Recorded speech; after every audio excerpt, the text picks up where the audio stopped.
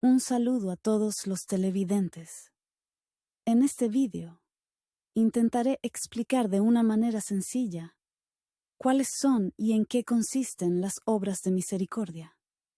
Pero antes de eso, me gustaría incidir en la importancia que tiene que se suscriban a nuestro canal de YouTube y compartan los vídeos para que estas enseñanzas lleguen a mucha más gente que pueda necesitarlas. Ahora sí, vamos a explicar las obras de misericordia.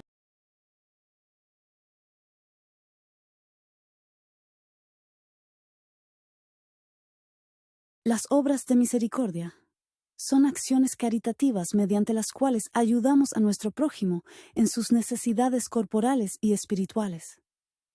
Instruir, aconsejar, consolar, confortar son obras espirituales de misericordia, como también lo son perdonar y sufrir con paciencia. Las obras de misericordia corporales consisten especialmente en dar de comer al hambriento, dar techo a quien no lo tiene, vestir al desnudo, visitar a los enfermos y a los presos, enterrar a los muertos. Entre estas obras, la limosna hecha a los pobres es uno de los principales testimonios de la caridad fraterna. Es también una práctica de justicia que agrada a Dios.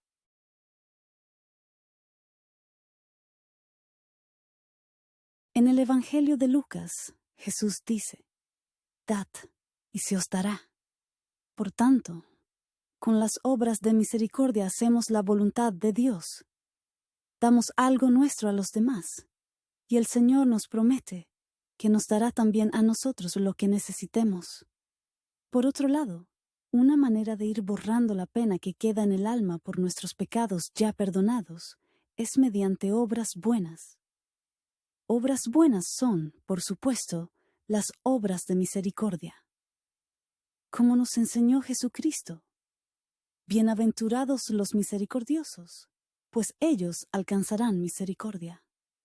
Además, las obras de misericordia nos van ayudando a avanzar en el camino al cielo, porque nos van haciendo parecidos a Jesús, nuestro modelo, que nos enseñó cómo debe ser nuestra actitud hacia los demás.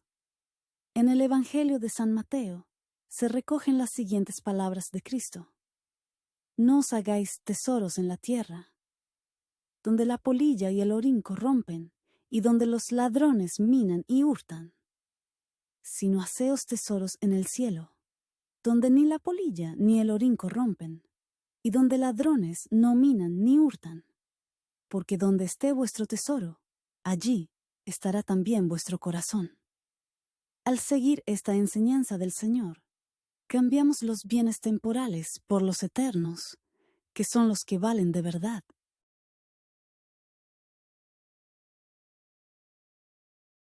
San Mateo recoge la narración del juicio final.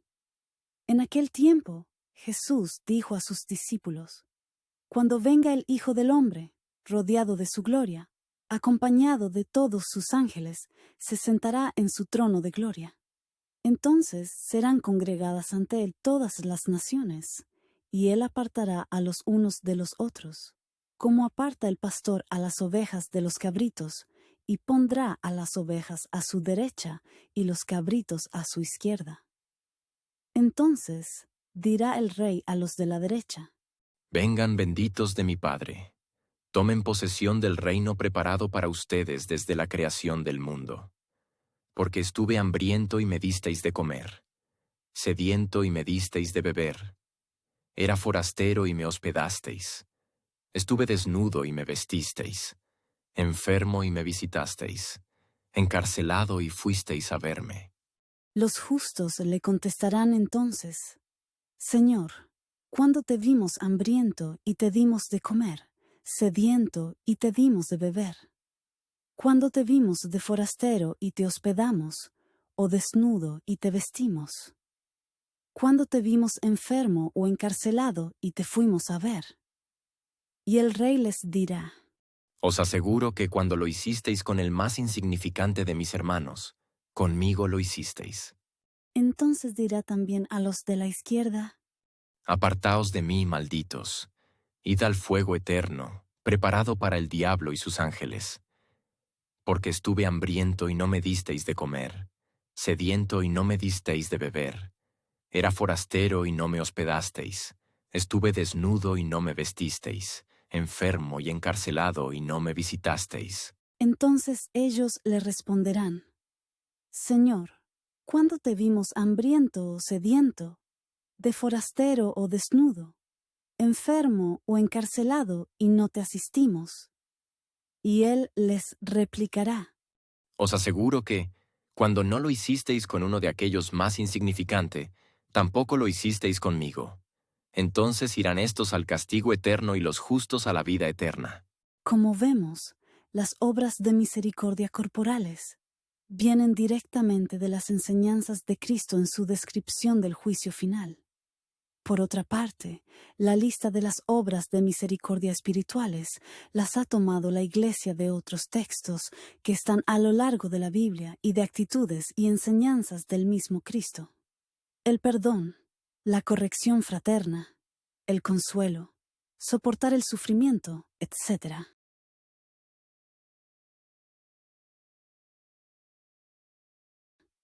Hay 7 obras de misericordia corporales y 7 obras de misericordia espirituales. Son las siguientes: obras de misericordia corporales: visitar a los enfermos, dar de comer al hambriento, dar de beber al sediento, dar posada al peregrino, vestir al desnudo, visitar a los presos y enterrar a los difuntos. Obras de misericordia espirituales: enseñar al que no sabe, dar buen consejo al que lo necesita, corregir al que se equivoca, perdonar al que nos ofende, consolar al triste, sufrir con paciencia los defectos del prójimo y rezar a Dios por los vivos y por los difuntos.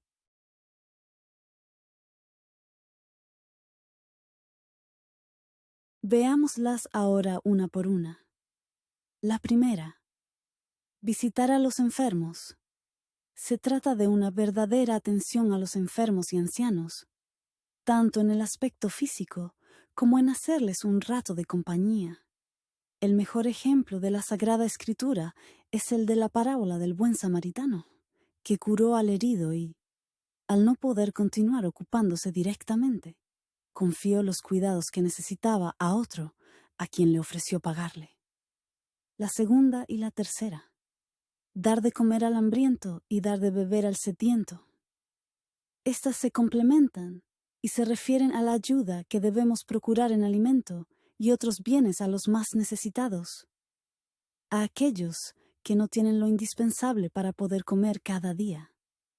San Juan Bautista, según recoge el Evangelio de San Lucas, recomienda: el que tenga 2 túnicas, que las reparta con el que no tiene. El que tenga para comer, que haga lo mismo.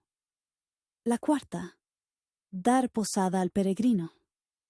En la antigüedad, el dar posada a los viajeros era un asunto de vida o muerte, por lo complicado y arriesgado de las travesías. No es el caso hoy en día, pero aún así, podría tocarnos recibir a alguien en nuestra casa, no por pura hospitalidad de amistad o familia, sino por alguna verdadera necesidad. La sexta: visitar a los encarcelados. Consiste en visitar a los presos y prestarles no solo ayuda material, sino una asistencia espiritual que les sirva para mejorar como personas. Enmendarse, aprender a desarrollar un trabajo que les pueda ser útil cuando terminen el tiempo asignado por la justicia, etc. Significa también rescatar a los inocentes y secuestrados. En la antigüedad, los cristianos pagaban para liberar esclavos o se cambiaban por prisioneros inocentes. Y la séptima: enterrar a los difuntos. Cristo no tenía lugar sobre el que reposar. Un amigo, José de Arimatea, le cedió su tumba. Pero no solo eso, sino que tuvo valor para presentarse ante Pilato y pedirle el cuerpo de Jesús. También participó Nicodemo, quien ayudó a sepultarlo. Enterrar a los muertos parece un mandato superfluo, porque de hecho, todos son enterrados. Pero, por ejemplo, En tiempo de guerra, puede ser un mandato muy exigente. ¿Por qué es importante dar digna sepultura al cuerpo humano? Porque el cuerpo humano ha sido alojamiento del Espíritu Santo. Somos templos del Espíritu Santo.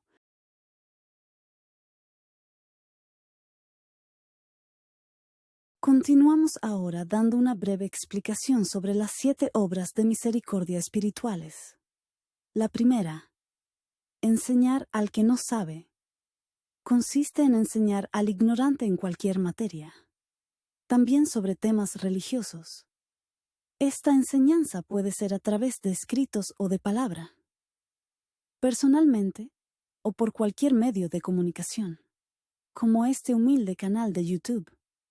Como dice el libro de Daniel, los que enseñan la justicia a la multitud brillarán como las estrellas a perpetua eternidad. Segunda, dar buen consejo a quien lo necesita. Uno de los dones del Espíritu Santo es el don del consejo. Por ello, quien pretenda dar un buen consejo debe primeramente estar en sintonía con Dios, ya que no se trata de dar opiniones personales, sino de aconsejar bien al necesitado de guía. Tercera, corregir al que se equivoca. Esta obra de misericordia se refiere al pecado. De hecho, otra manera de formular esta obra es corregir al pecador.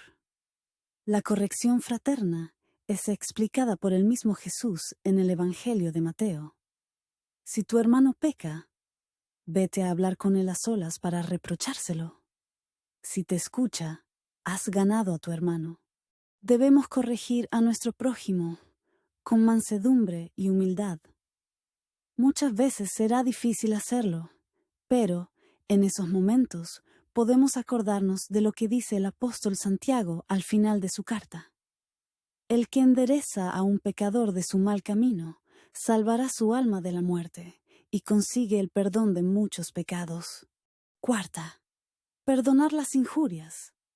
En el Padre Nuestro decimos, perdona nuestras ofensas, como también nosotros perdonamos a los que nos ofenden. Y el mismo Señor aclara, si perdonáis las ofensas de los hombres, también el Padre Celestial os perdonará. En cambio, si no perdonáis las ofensas de los hombres, tampoco el Padre os perdonará a vosotros. Perdonar las ofensas significa superar la venganza y el resentimiento. Significa tratar amablemente a quien nos ha ofendido.